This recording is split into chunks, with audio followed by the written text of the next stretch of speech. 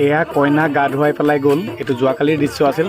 মই আপোনালোকক জনাইছিলোঁ যে মোৰ ভাগিনজনীৰ বিয়া আছিলে আৰু বিশেষকৈ বিয়া আজি আছে। এইটো যোৱাকালিৰ দৃশ্য আছিলে আৰু আমাৰ ইয়াতে নিয়ম আছে যে বিয়াৰ আগৰ দিনাখনি জোৰোণ যিদিনাখনি দিবলৈ আহে দিনত আৰু ৰাতিলৈ এনেকৈ আমাৰ গাঁৱৰ ডেকা জীয়ৰীসকলক ভোজ দিয়া হয়। গতিকে এয়া ডেকা জীয়ৰীৰ ভোজত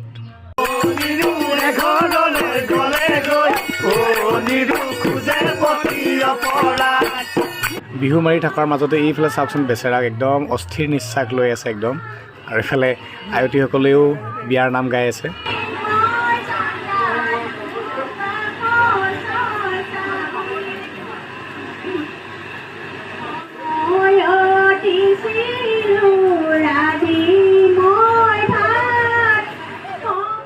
ভোজ খোৱাৰ আগমুহূৰ্তত ডেকা জীয়ৰীসকলৰ ওচৰত আঁঠু লৈ সেৱা লৈছে ঘৰৰ গৃহস্থই, কইনাও সেৱা লৈছে, মাক দেউতাকে সেৱা লৈছে।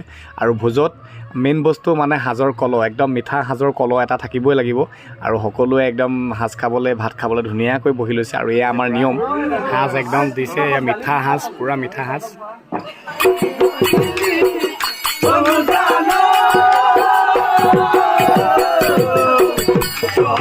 জোৱাৰ পৰাই ধুনীয়াকৈ পৰিলি, হয় নাচ নাচ।